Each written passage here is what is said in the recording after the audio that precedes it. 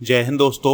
आज के इस इम्पॉर्टेंट लेक्चर में हम सभी डिस्कस करेंगे 3 अप्रैल 2026 के डेली करंट अफेयर्स को। तो आप इस पूरे लेक्चर को बहुत ही ध्यान से लास्ट तक जोड़ देखिएगा। लास्ट में आपसे क्वेश्चन पूछा जाएगा जिसका आंसर कमेंट बॉक्स में बताना है। तो चलिए आज के पहले और इम्पॉर्टेंट क्वेश्चन को डिस्कस करते हैं। पहला क्वेश्चन है, आर्टेमिस सेकेंड मिशन किस अंतरिक्ष एजेंसी के द्वारा लॉन्च किया गया है? आंसर हो जाएगा इसका नासा। तो जो अमेरिका की स्पेस एजेंसी है नासा, उसने हाल ही में आर्टेमिस सेकेंड मिशन को लॉन्च किया है। ऑप्शन भी देख लेते हैं। तो इसरो जो है ये भारत की स्पेस एजेंसी है।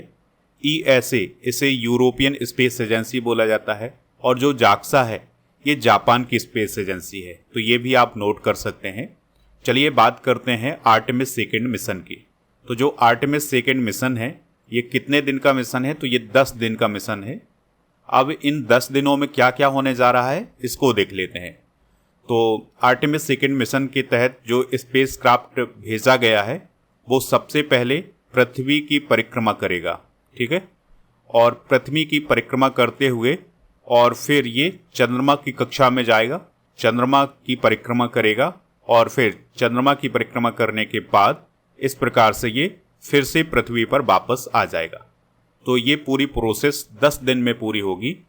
तो इसे ही आर्टेमिस सेकेंड मिशन बोला गया है और ये अमेरिका के द्वारा लॉन्च किया गया है। देखिए दोस्तों, इससे पहले USA के द्वारा आर्टेमिस फर्स्ट मिशन लॉन्च किया गया था। कब लॉन्च किया गया था? ये 2022 में लॉन्च किया गया था। तो जब ये 2022 में आर्टेमिस फर्स्ट मिशन लॉन्च किया गया था तो इसके तहत केवल स्पेस क्राफ्ट को चंद्रमा के पास भेजा गया था और फिर ये स्पेसक्राफ्ट पृथ्वी पर वापस आया था। अब आर्टेमिस सेकेंड मिशन भेजा गया है जिसमें 4 अंतरिक्ष यात्री हैं और ये अंतरिक्ष यात्री इस चंद्रमा के पास जाएंगे और फिर पृथ्वी पर वापस आ जाएंगे। अब फिर 2028 के आसपास आर्टेमिस थर्ड मिशन लॉन्च किया जाएगा। तो जो आर्टेमिस थर्ड मिशन होगा ये काफ़ी इंपॉर्टेंट होगा। इसमें जो अंतरिक्ष यात्री होंगे वो चंद्रमा पर उतरेंगे, ठीक है। और फिर इसके बाद आर्टेमिस 4 मिशन भी लॉन्च किया जाना है अमेरिका के द्वारा। इसमें भी अंतरिक्ष यात्री चंद्रमा पर उतरेंगे और कुछ स्पेस स्टेशन बनाने की कोशिश करेंगे। तो ये 4 मिशन लॉन्च किए जाने हैं अमेरिका के द्वारा। चलिए अभी बात करते हैं आर्टेमिस सेकेंड मिशन की। तो इसे 1 अप्रैल 2026 को लॉन्च किया गया था 6:35 पर। नासा के द्वारा इसे लॉन्च किया गया है और ये 10 दिन का मिशन है और इसको स्पेस लॉन्च सिस्टम नामक रॉकेट से लॉन्च किया गया था जो कि काफ़ी शक्तिशाली रॉकेट मानी जाती है। दोस्तों, आर्टेमिस सेकेंड मिशन में जो स्पेस क्राफ्ट यूज किया गया है उसका क्या नाम है? ओरियन।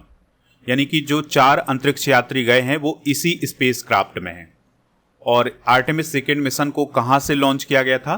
तो कैनेडी अंतरिक्ष केंद्र है कैप कैनावेरल, फ्लोरिडा, अमेरिका में। नासा के द्वारा अपने इस चंद्र मिशन का जो नाम रखा गया है वो आर्टेमिस इसलिए रखा गया है क्योंकि वह सूर्य देवता अपोलो की जुड़वा बहन थी। दोस्तों, आर्टेमिस सेकेंड मिशन के तहत जो अंतरिक्ष यात्री भेजे गए हैं उनको देखते हैं। तो इसमें पहला नाम है रीड वाइजमैन का। ये नासा के अंतरिक्ष यात्री हैं और ये मिशन कमांडर हैं। दूसरा नाम है विक्टर ग्लोबर का। ये पायलट हैं, ये नासा के अंतरिक्ष यात्री हैं। तीसरा नाम है क्रिस्टिना कोच का। ये मिशन विशेषज्ञ हैं और ये चंद्रमा की ओर जाने वाली पहली महिला हैं, इसलिए इन्हें आप जरूर नोट करिएगा। ये क्वेश्चन आपसे पूछा जा सकता है। ये हैं क्रिस्टिना कोच। और फिर हैं जेरेमी हैंसन। तो जेरेमी हैंसन जो हैं ये कनाडा के हैं और ये मिशन विशेषज्ञ हैं और ये चंद्रमा की ओर जाने वाले पहले गैर अमेरिकी हैं। और दोस्तों, विक्टर ग्लोबर के बारे में आपको याद रखना है। ये विक्टर ग्लोबर हैं और ये चंद्रमा की ओर जाने वाले पहले आश्वेत व्यक्ति हैं। तो ये कुछ इंपॉर्टेंट बातें हैं इस मिशन के बारे में। इससे रिलेटेड क्वेश्चन एग्जाम में जरूर पूछे जाएंगे, तो ये जानकारी आप नोट कर लीजिएगा। अगला क्वेश्चन है, अमेरिका और कनाडा के बीच ऐतिहासिक बॉर्डर रोड कब से बंद की जा रही है? आंसर हो जाएगा 1 जुलाई 2026 से। तो 1 जुलाई 2026 से अमेरिका और कनाडा के बीच में एक जो हिस्टोरिक रोड थी जिसे बॉर्डर रोड बोला जाता था, इसको बंद किया जा रहा है। अब देखते हैं कि ये है कहाँ। तो यहाँ पर आप मैप में देख पा रहे हैं ये नीचे का जो हिस्सा है ये अमेरिका का हिस्सा है, ऊपर का जो हिस्सा है ये कनाडा का हिस्सा है, और ये है अमेरिका का मोंटाना राज्य और ये है कनाडा का अल्बर्टा राज्य। और इनके बीच में एक 14 किलोमीटर लंबी रोड है जिसे बॉर्डर रोड बोला जाता है। तो अब इस रोड को अमेरिका के द्वारा बंद करने का फैसला लिया गया है। अमेरिका ने ये कहा है कि इस रोड के माध्यम से तस्करी होती है और इसके अलावा माइग्रेशन भी बहुत ज़्यादा होता है। अब ये जो रोड है ये 1940 के दशक में बनाई गई थी। अब ये किसके लिए बनाई गई थी? ये किसानों के लिए, मजदूरों के लिए बनाई गई थी कि वो यहाँ से अपना आवागमन कर सकते हैं, ठीक है। लेकिन अब अमेरिका ने इसको बंद करने का फैसला ले लिया है, ठीक है। तो आशा करते हैं कि ये बात आपको समझ में आ गई होगी कि किस प्रकार से ये बॉर्डर रोड बंद होने जा रही है और कहाँ पर स्थित। अगला क्वेश्चन है, किस देश की महिला क्रिकेट टीम ने वनडे इतिहास में सबसे बड़ा लक्ष्य हासिल करके एक विश्व रिकॉर्ड बनाया है? आंसर हो जाएगा न्यूजीलैंड। तो न्यूजीलैंड की टीम ने साउथ अफ्रीका के खिलाफ वनडे इतिहास का सबसे बड़ा लक्ष्य हासिल किया है। तो देखिए दोस्तों, साउथ अफ्रीका ने पहले बल्लेबाजी करते हुए 346 रन बनाए थे।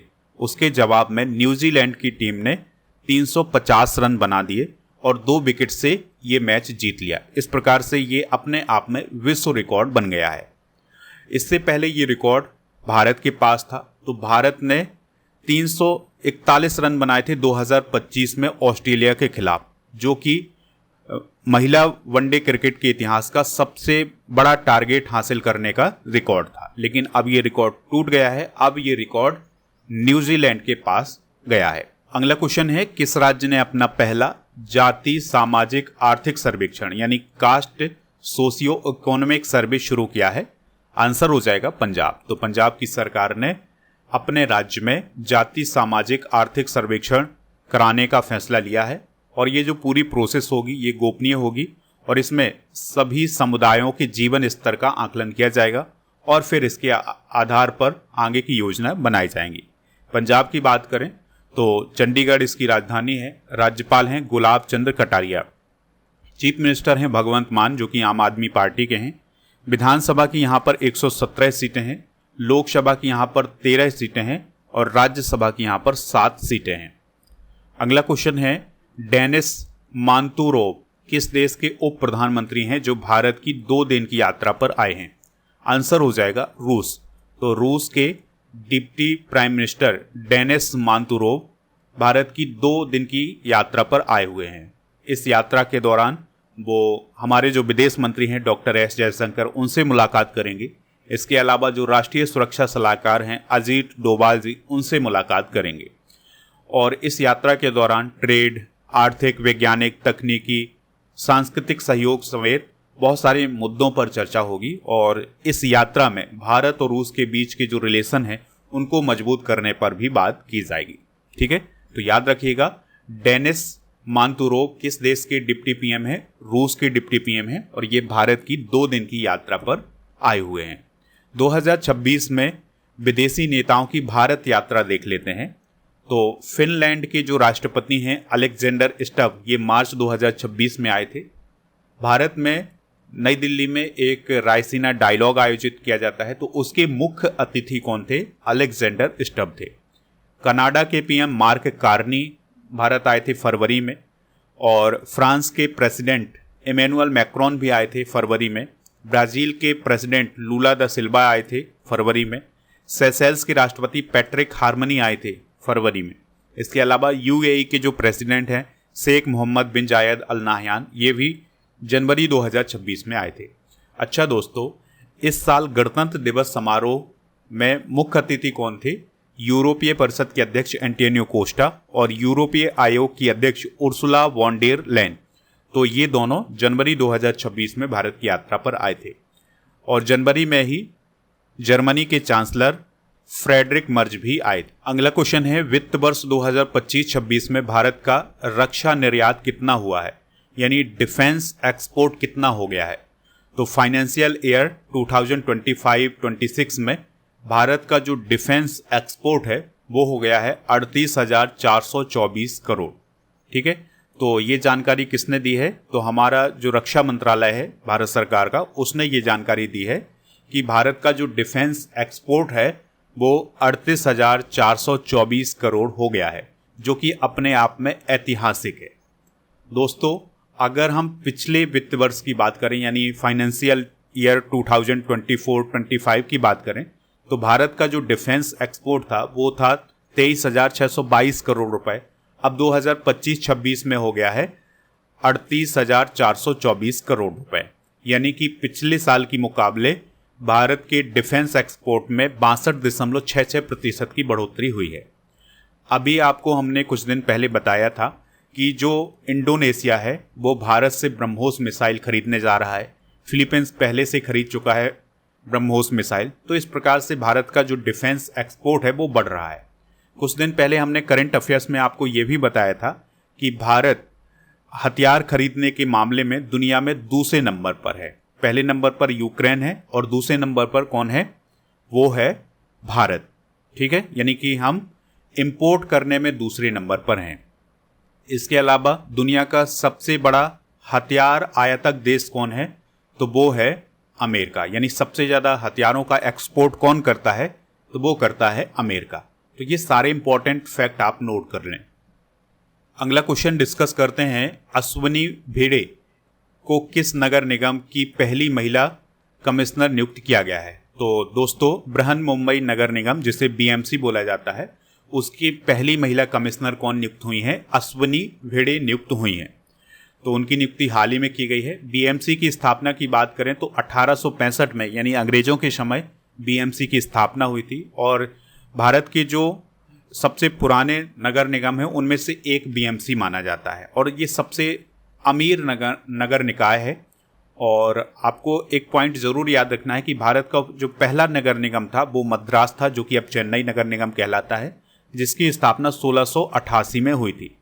जो भारत में स्थानीय स्वशासन है उसका जनक किसे कहा जाता है? तो लॉर्ड रिपन को कहा जाता है। कुछ प्रथम महिलाएं डिस्कस करते हैं। तो गणतंत्र दिवस परेड में पुरुषों वाली सीआरपीएफ टुकड़ी का नेतृत्व करने वाली पहली महिला अधिकारी कौन है? सिमरन बाला। मेघालय राज्य की पहली महिला मुख्य न्यायाधीश कौन है? रेवती मोहिते डेरे। ओडिशा की पहली महिला मुख्य सचिव कौन है? Anu Garg. Press club of India की पहली महिला अध्यक्ष कौन है? संगीता बरुआ। नागपुर यूनिवर्सिटी की पहली महिला वाइस चांसलर कौन बनी है? मनाली क्षीरसागर। संयुक्त राष्ट्र पर्यटन की पहली महिला प्रमुख शेखा नासिर अल नोवेस। और नेपाल की पहली ट्रांसजेंडर महिला सांसद कौन बनी है? भूमिका श्रेष्ठ बनी है। नेक्स्ट क्वेश्चन है, मोलुक्का सागर में रिक्टर स्केल पर 7.4 तीव्रता का भूकंप आया था, यह किस देश में है? तो यह इंडोनेशिया में है। तो इंडोनेशिया के पास स्थित है मोलुक्का सागर। तो यहाँ पर अभी हाल ही में 7.4 तीव्रता का अर्थक्वेक आया था। यहाँ पर आप मैप देख पा रहे हैं, ये है इंडोनेशिया, ये है मलेशिया, ये है फिलीपींस और इनके बीच में है मोलुक्का सागर। यहीं पर 7.4 तीव्रता का भूकंप आया था। और ये कब आया था? 2 अप्रैल 2026 को सुबह 6:48 पर। और ये 35 किलोमीटर की गहराई पर आया था। और इस भूकंप के कारण इंडोनेशिया, फिलीपींस और मलेशिया में सुनामी का खतरा भी बताया गया है, यानी कि यहाँ पर सुनामी अलर्ट जारी किया गया है। अब दोस्तों, ये जो मोलुक्का सागर है ये रिंग्स ऑफ फायर के अंतर्गत आता है। चलिए देखते हैं ये रिंग्स ऑफ फायर क्या है। तो प्रशांत महासागर के चारों ओर रिंग के आकार में स्थित एक 40,000 किलोमीटर लंबी एक संवेदनशील भूगर्भीय बेल्ट है जिसे रिंग ऑफ फायर बोला जाता है। तो ये है दोस्तों पैसिफिक ओशन। तो इसके चारों तरफ ये जो क्षेत्र है ये वो क्षेत्र है जहां पर सबसे ज़्यादा ज्वालामुखी और भूकंप आते हैं। ठीक है, तो इसे रिंग्स ऑफ फायर बोला जाता है। तो ये एशिया के पूर्वी किनारे पर है। तो ये एशिया महाद्वीप है तो इसके पूर्वी किनारे पर है। और इसके अलावा अलास्का है और उत्तर और दक्षिण अमेरिका, इन सभी को ये प्रभावित करता है। तो ये वो क्षेत्र है जहां पर सबसे ज़्यादा ज्वालामुखी हैं और यहाँ पर 90% भूकंप आते हैं। और इससे जो प्रभावित देश हैं वो हैं Japan, Indonesia, Philippines, Chile, America के पश्चिमी तट। तो ये कहलाता है रिंग्स ऑफ फायर। अगला क्वेश्चन है, उत्तराखंड सरकार ने 4 धाम यात्रा के लिए वाणिज्यिक यात्री वाहनों के लिए कौन सा सिस्टम अनिवार्य किया है? तो ग्रीन कार्ड सिस्टम अनिवार्य किया है। तो उत्तराखंड सरकार ने 19 अप्रैल 2026 से शुरू होने जा रही 4 धाम यात्रा के लिए वाणिज्यिक यात्री वाहनों के लिए अनिवार्य ग्रीन कार्ड सिस्टम लागू किया है। तो यह जो सिस्टम है ये हरिद्वार, ऋषिकेश, दून सहित राज्य के विभिन्न आरटीओ कार्यालयों में उपलब्ध है। इसका उद्देश्य वाहनों की तकनीकी फिटनेस, सुरक्षा मानकों की जांच करना और यात्रा को सुगम बनाना है। यानी कि इस 4 धाम यात्रा में यूज होने वाले जो वाणिज्यिक कमर्शियल वाहन होंगे उनकी जांच की जाएगी और फिर इसके बाद इनको इस यात्रा में भेजा जाएगा। ठीक है, तो ये ग्रीन कार्ड सिस्टम लागू किया गया है। उत्तराखंड की बात करें तो 9 नवंबर सन 2000 को इसका गठन हुआ था और देहरादून इसकी शीतकालीन राजधानी है और भरारी सैन इसकी ग्रीष्मकालीन राजधानी है। मुख्यमंत्री की बात करें तो पुष्कर सिंह धामी मुख्यमंत्री हैं। राज्यपाल हैं गुरमीत सिंह। विधानसभा की यहाँ पर 70 सीटें हैं। नेशनल पार्क की बात करें तो Jim Corbett national park, Rajaji national park और फूलों की घाटी, गंगोत्री, गोविंद पशु विहार और नंदा देवी, ये सारे नेशनल पार्क जो हैं ये उत्तराखंड राज्य में ही स्थित हैं। अगला क्वेश्चन है, किस मिशन के तहत 2 से 8 अप्रैल 2026 तक साधना सप्ताह आयोजित किया जाएगा? तो दोस्तों मिशन कर्मयोगी के तहत 2 से 8 अप्रैल तक साधना सप्ताह आयोजित किया जाएगा और इसमें प्रधानमंत्री मोदी जी भी शामिल होंगे और इसका जो उद्देश्य है वो है सिविल सेवकों को भविष्य के लिए तैयार करना। यानी विकसित भारत 2027 के लिए जो हमारे सिविल सेवक हैं उनको तैयार करने के लिए ये साधना सप्ताह आयोजित किया जाएगा जिसमें सिविल सेवकों को ट्रेनिंग दी जाएगी। तो दोस्तों ये थे आज के करंट अफेयर्स के क्वेश्चन। आप स्टडी करके आपको इंस्टॉल कर लें। प्रीमियम कोर्स वाले ऑप्शन पर जाएं। लूसेंट का कोर्स आपको यहाँ पर मिल जाएगा, तो इस कोर्स को ज्वाइन कर सकते हैं। FEB 600 कूपन कोड यूज करना है इसमें। और दोस्तों इसमें आपको फ्री क्या मिलेगा? तो 18,000 से अधिक topic by subject by test series, 12 महीने का मंथली टेस्ट, 12 महीने के मंथली करंट अफेयर्स की ई बुक, हिंदी इंग्लिश दोनों मीडियम में। प्रीमियम कोर्स वाले ऑप्शन पर अर्जुन GS फाउंडेशन बैच भी मिल जाएगा। होली 900 आपको कूपन कोड यूज करना है। ठीक है, तो इसमें आपको छूट मिल जाएगी और इसमें भी फ्री क्या मिलेगा? तो वही जो लूसेंट वाले कोर्स में मिलेगा। प्रीमियम कोर्स वाले ऑप्शन पर बहुत सारे कॉम्बो पैक लॉन्च किए गए हैं, तो कॉम्बो पैक को भी आप यहाँ पर प्राप्त कर सकते हैं। इसके लिए कूपन कोड यूज करना है 12 मंथ 100। और इसके अलावा दोस्तों टेस्ट सीरीज वाले ऑप्शन पर 12 महीने के मंथली टेस्ट, 10,000 से अधिक GK GS के क्वेश्चन का test, computer special test, daily current affairs का टेस्ट और करंट अफेयर्स का मॉक टेस्ट आपको मिल जाएगा। देखिए जो डेली करंट अफेयर्स का टेस्ट होता है उसमें डेली आपकी रैंक भी जारी की जाती है। जैसे अगर हम 2 अप्रैल की बात करें तो इसमें गुनगुन, अर्चना, रजनीश, अमित, अभय, पूजा, स्नेहा, बादल, दीपक, हरीश, ये टॉप 10 है। आपका भी यहाँ पर नाम हो सकता है, तो आप इस टेस्ट को जरूर दीजिएगा। आपको टेस्ट सीरीज वाले ऑप्शन पर जाना है, फिर आप डेली करंट अफेयर्स का टेस्ट दे सकते हैं। दोस्तों आप स्टडी करके ऐप पर जाएं। ई बुक वाले सेक्शन पर आपको monthly current affairs, yearly current affairs, half yearly current affairs की ई बुक मिल जाएगी।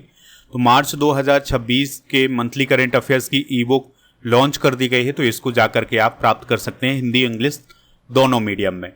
और चलिए अब हम कल के करंट अफेयर्स को रिवाइज करते हैं। एक्सेस नाउ और कीप इट ऑन की रिपोर्ट के अनुसार भारत में 2025 में कितनी बार इंटरनेट बंद हुआ है? 65।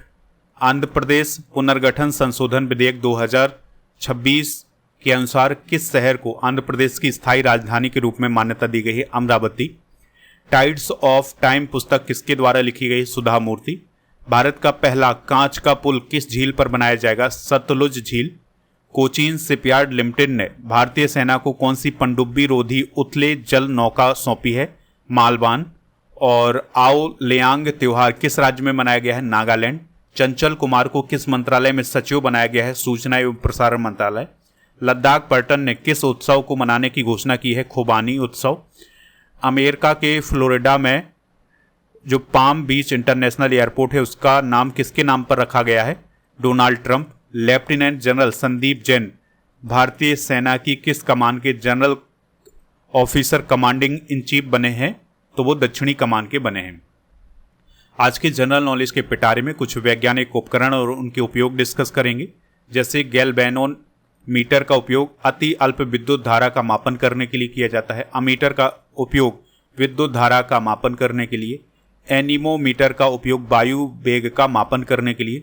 ऑडियो फोन का जो इस्तेमाल है वो श्रवण शक्ति सुधारने के लिए, और वाइनाक्यूलर का उपयोग दूरस्थ वस्तुओं को देखने के लिए, बैरोमीटर का उपयोग वायु दाब मापने के लिए, और क्रेस्कोग्राफ का उपयोग पौधों की वृद्धि का अभिलेखन करने के लिए, स्पेक्ट्रोमीटर का उपयोग प्रकाश का अपवर्तनांक ज्ञात करने के लिए, और एरोमीटर का उपयोग गैसों का भार और घनत्व मापने के लिए किया जाता है। कल के करेंट अफेयर्स में आपसे जो क्वेश्चन पूछा गया था उसका आंसर है 15 जनवरी। तो लगभग सभी लोगों ने इसका आंसर 15 जनवरी बताया है।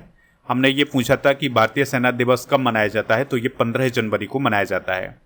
आज आपको बताना है यूनिसेफ का हेडक्वार्टर कहाँ है। जीके का क्वेश्चन है, इसका आंसर आप कमेंट बॉक्स में जरूर बताइएगा। टेलीग्राम चैनल को ज्वाइन कर लें जिसका नाम स्टडी कर ऑफिशियल है।